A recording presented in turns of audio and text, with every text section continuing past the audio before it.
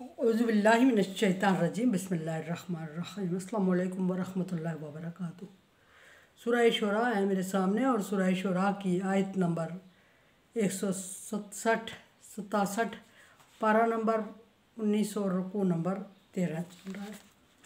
आयत नंबर 166 में अल्लाह तबारक व तआला ने ज़िक्र फरमाया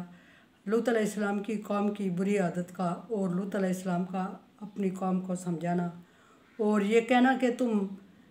मर्दों के पास आते हो और जो तुम्हारे लिए अल्लाह तबारक व तआला ने तुम्हारे जोड़े पैदा किए हैं उनको तुम भूल जाते हो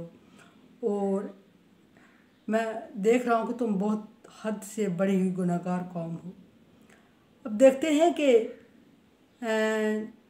लूत अलैहिस्सलाम की कौम ने लूत अलैहिस्सलाम की इस बात का क्या जवाब दिया। लूत अलैहिस्सलाम की कौम कालू लाइन लम तंतही या लूत, लूत अगर तू अपने इस अमल से बाज ना आया, यानी ये जो जिस दीन की तू तबलीग कर रहा है इस दीन को छोड़ा ना तूने, तू हमारे साथ हमारे काम में शामिल ना हुआ या हमें रोक टोक करना तूने छोड़ा ना, तो फिर तुम्हारे साथ अच्छा नहीं होगा। यही जवाब दिया मूसा अलैहिस्सलाम की कौम ने मूसा अलैहिस्सलाम को, यही जवाब दिया इब्राहीम अलैहिस्सलाम की कौम ने इब्राहीम अलैहिस्सलाम को, यही जवाब दिया नूह अलैहिस्सलाम की कौम ने नूह अलैहिस्सलाम को, यही कौम समूद ने जवाब दिया, आद ने जवाब दिया और यही जवाब लूत अलैहिस्सलाम को सालेह अलैहिस्सलाम की कौम ने भी सालेह अलैहिस्सलाम को यही जवाब दिया। अब यही जवाब मिला लूत अलैहिस्सलाम को और लूत अलैहिस्सलाम की कौम ने कहा कि अगर तू बाज ना आया, अगर तू हमारे मज़हब में शामिल न हुआ, अगर तूने इस नए दीन को तर्क ना किया, अगर तूने हमारी मुखालफत करना ना छोड़ी तो ला तकूनन्ना मिनल मुखरजीन, तो तू यहाँ जिला वतन किए जाने वालों में शामिल हो जाएगा, यानी हम तुम्हें मजबूर कर देंगे, तुम्हें मुल्क छोड़ने पे मुल्क से बाहर कर देंगे, वतन से बाहर कर देंगे तुझे और तुझे ये एरिया छोड़ना पड़ेगा। अब ये लूत अलैहिस्सलाम के लिए एक वार्निंग थी और लूत अलैहिस्सलाम को अंजाम का पता था कि ज़ाहिर है लूत अलैहिस्सलाम की कौम नहीं मान रही है, उसके बावजूद लूत अलैहिस्सलाम उनको बुराई से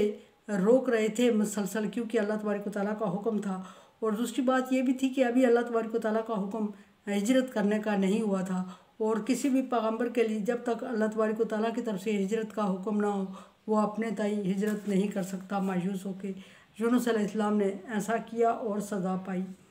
अब यहाँ लूत अलैहिस्सलाम देख रहे हैं कि मेरी तबलीग का कोई अंजाम मेरे लिए अच्छा नहीं होगा, ये लोग मुझे मुल्क से वतन से निकालने पे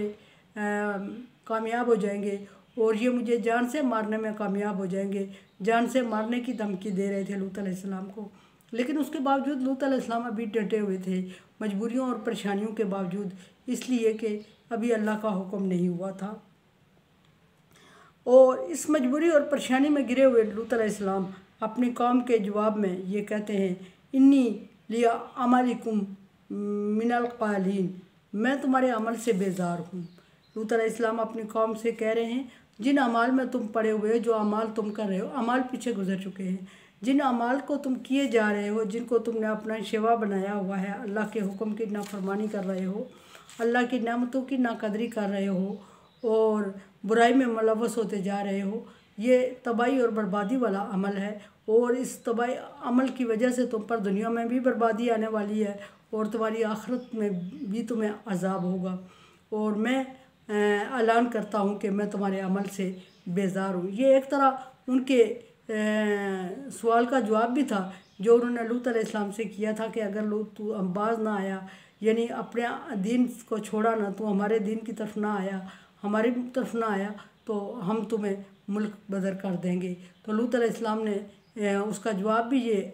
दिया कि मैं बेजार हूँ तुम्हारे अमल से, यानी कि मैं कैसे तुम्हारे अमल में आ सकता हूँ, कैसे तुम्हारे दीन को मान सकता हूँ, किस तरह तुम्हारे दीन से राज़ी हो सकता हूँ, एग्री हो सकता हूँ, क्योंकि मैं तुम्हारे अमल को जब कि पसंद ही नहीं कर रहा हूँ और मैं एलानिया कह रहा हूँ। हालांकि लूत अलैहिस्सलाम अकेले थे, उन्हें जान का ख़तरा था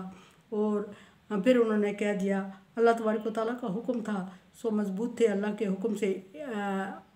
इन्नल्लाह अज़ीज़ुर रहीम, अल्लाह गालिब और रहम फरमाने वाला है। सो अल्लाह गालिब है। अल्लाह का दीन था लूत अलैहिस्सलाम के पास, अल्लाह का हुक्म था। सो लूत अलैहिस्सलाम निडर हो गए और निडर होने के बाद ये कौम से कह दिया कि मैं तुम्हारी तरफ आने वाला नहीं हूँ, क्योंकि मुझे तुम्हारा अमल पसंद नहीं है। मैं इससे नाखुश हूँ, मैं इसे नापसंद कर रहा हूँ, मैं इसे नागवार समझता हूँ। फिर लूत अलैहिस्सलाम ने अपनी कौम से जब ये जवाब दिया और कौम को यकीन हो गया कि ये अब हमारी तरफ आने वाला नहीं है, मुख्तलिफ साजिशें होने लगी और लूत अलैहिस्सलाम ने भी कौम की साजिशों को भांप लिया और उन्हें भी अंदाज़ा हो गया कि अब कोरा जवाब मिलने के बाद ये मेरे साथ क्या सलूक करेंगे। अगर इन्होंने मेरे ऊपर कंट्रोल हासिल कर लिया तो डेफिनेटली ये मुझे जान से मार देंगे, या मुझे मुल्क बदर करेंगे तो इंतहाई ज़िल्लत और रसवाई के साथ करेंगे। तो लूत अलैहिस्सलाम ने अल्लाह के हुक्म के मुताबिक ये बात की और फिर अल्लाह की तरफ रुजू किया। और अल्लाह की तरफ रुजू करके क्या फरमाया, लूत अलैहिस्सलाम ने अर्ज़ की अल्लाह से, रब्बी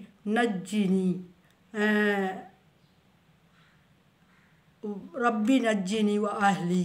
मिम्मा यामलून। ऐ मेरे परवरदिगार, ये जो अमल किए जा रही है मेरी कौम, मुझे और मेरे अहले खाना से कोई इनसे निजात दे दे। एक तो उस अमल से निजात मांग रहे थे कि मैं इस अमल में मुलव्वस ना हूँ, किसी तरह ये मुझे मजबूर और पाबंद ना कर पाए, मुझे या मेरे अहले खाना को किसी को मजबूर करके इस अमल में मुलव्वस ना कर दे। दूसरा ये कि मैं